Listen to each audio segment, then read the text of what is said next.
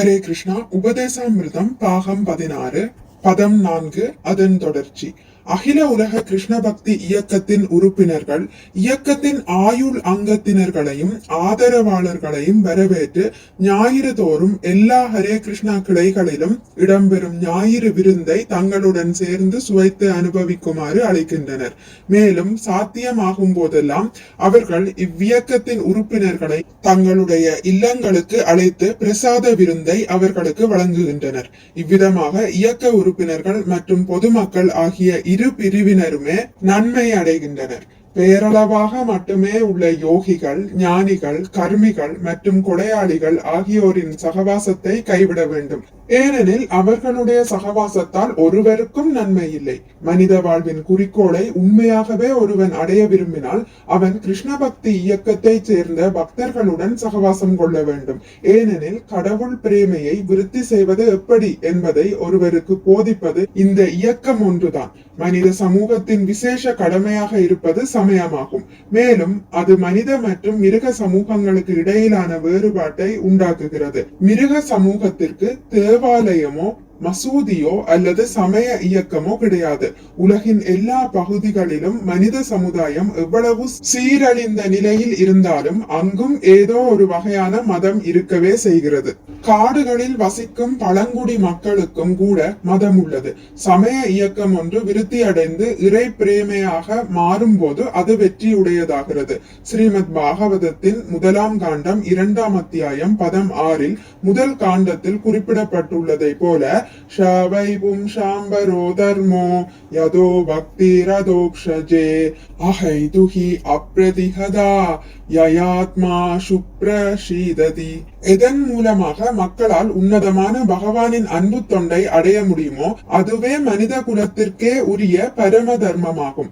அத்தகைய பக்தி தொண்டு ஆத்மாவை பூரண திருப்தி உடையதாக செய்வதற்கு உள்நோக்கம் இல்லாததும் இடையூறு அற்றதுமாக இருக்க வேண்டும். மனித சமூகத்தினர் உண்மையாகவே மன அமைதி, சாந்தி மற்றும் மனிதருக்கும் தேசத்திற்கும் இடையிலான நல்லுறவு ஆகியவற்றை விரும்புபவர்களாயின் அவர்கள் கிருஷ்ண உணர்வு முறையை கொண்ட ஒரு மதத்தை பின்பற்ற வேண்டும். இதனால் முழுமுதற் கடவுளாகிய கிருஷ்ணர் மீது தங்களுக்குள்ள செயலற்ற நிலையில் உள்ள அன்பை, பிரேமையை அவர்களால் விருத்தி செய்து கொள்ள முடியும்.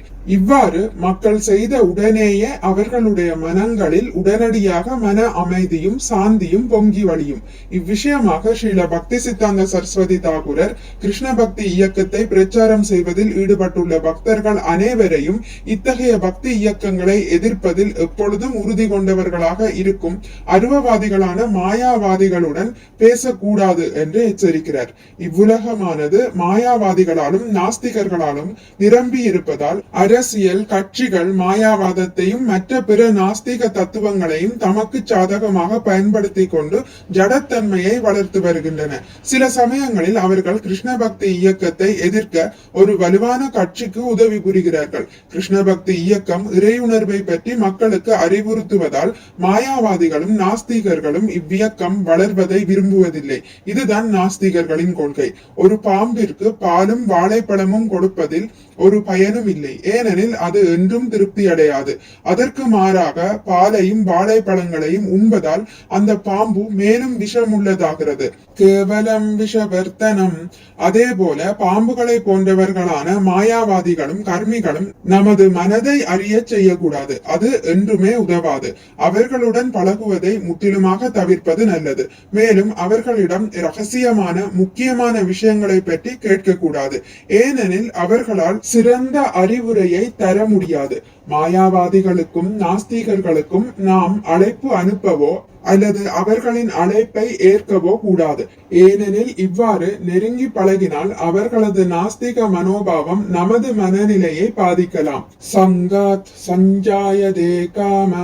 இந்த பதத்தின் எதிர்மறை ஆணை என்னவென்றால் மாயாவாதிகளிடமிருந்தும் நாஸ்திகர்களிடமிருந்தும் பெற்றுக்கொள்வதையும் அவர்களுக்கு அளிப்பதையும் நாம் நிறுத்த வேண்டும் என்பதே. ஸ்ரீ சைதன்ய மகாபிரபு விஷயீர அன்னகாஹ்யே துஷ்டஹயமான ஜட ஜடத்தன்மை நிறைந்தவர்கள் தயாரித்த உணவை உட்கொள்பவன் துஷ்டனாகின்றான் என்று எச்சரித்திருக்கிறார்.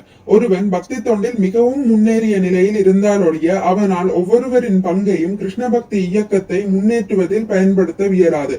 எனவே விதிகளின்படி ஒருவன் மாயாவாதிகளிடமிருந்தும் நாஸ்திகர்களிடமிருந்தும் தானமாக எதையும் பெற்றுக் கொள்ளக் கூடாது. உண்மையில் ஸ்ரீ சைதன்ய மகாபிரபு ஜட புலனின்பத்திற்கு அடிமையாகி கிடக்கும் சாதாரண மக்களிடையே பக்தர்கள் பழகுவதை கூட தடை செய்திருந்தார். முடிவாக எப்பொழுதும் பக்தர்களுடனேயே பழகுதல், 4 கட்டுப்பாடு விதிகளை கடைபிடித்தல், ஆச்சாரியர்களை பின்பற்றி நடத்தல், மிக்க பணிவுடன் ஆன்மீக குருவின் ஆணைகளை நிறைவேற்றுதல் ஆகியவற்றை நாம் செய்ய வேண்டும். இவ்வாறாக நாம் நமது பக்தி தொண்டையும் உறங்கிய நிலையில் இருக்கும் நமது கிருஷ்ண உணர்வையும் வளர்த்து கொள்ளவியலும். பக்தி தொண்டில் ஆரம்ப நிலை பக்தனாகவும் இல்லாமல் மகா பாகவதனாகவும், அதாவது மிகவும் உயர்ந்த நிலை பக்தர் அல்லாமல் இடைநிலை பக்தனாக இருப்பவன் முழுமுதற் கடவுளின் மேல் அன்பு கொள்வதோடு மட்டுமில்லாமல் பக்தர்களுடன் நட்புறவை வளர்த்துக் கொள்வது, அறியாமையில் இருப்பவர்களிடம் கருணை காட்டுவது, பொறாமையுடையவர்களையும் அசுரர்களையும் ஒதுக்குவது ஆகிய நல்ல செயல்களை செய்வான். முழுமுதற் கடவுளுடன் அன்புறவு கொள்வதை பற்றியும் பக்தர்களுடன் நட்புறவு கொள்வதை பற்றியும் இப்பதத்தில் சிறிது குறிப்பிடப்பட்டிருக்கிறது. ததாதி விதிப்படி தானம் கொடுத்தல் ஒரு முன்னேறிய பக்தன் தன்னுடைய வருவாயில் பாதியை இறைவனுக்காகவும் அவனது பக்தர்களுக்காகவும் சேவை புரிவதில் செலவழித்தல் வேண்டும். ஸ்ரீல ரூப கோஸ்வாமி இதற்கு ஒரு முன்னுதாரணமாக திகழ்கின்றார். அவர் ஜட வாழ்க்கையிலிருந்து ஓய்வு பெற எண்ணிய போது தன் வாழ்க்கை வருமானங்களில் பாதியை உறவினர்களுக்கு கொடுத்த பின் மீதியை தன் சொந்த தேவைகளுக்கும் வைத்துக் கொண்டார். இதை அனைத்து பக்தர்களும் கடைபிடிக்க வேண்டும். ஒருவனது வருவாய் எவ்வளவாக இருந்தாலும் சரி, அதில் 50% கிருஷ்ணர் மற்றும் அவரது பக்தர்களுக்காக செலவிடப்பட வேண்டும். மேலும் இது ததாதியின் கோரிக்கைகளையும் நிறைவேற்றும். அடுத்த பதத்தில் நண்பனாக எத்தகைய வைஷ்ணவனை தேர்வு செய்ய வேண்டும் மற்றும் வைஷ்ணவர்களுக்கு எவ்வாறு சேவை புரிய வேண்டும் என்றும் ஸ்ரீல ரூப கோஸ்வாமி அறிவுறுத்துகிறார். ஹரே கிருஷ்ணா. இத்துடன் முடித்துக் கொள்கிறேன். இனி அடுத்த பதிவில் பதம் 5 வாசிக்கலாம். மிக்க நன்றி. ஹரே கிருஷ்ணா. உங்களுக்கு இந்த வீடியோ பிடித்திருந்தால் லைக் பண்ணுங்கள், ஷேர் பண்ணுங்கள், சப்ஸ்கிரைப் பண்ணுங்கள்.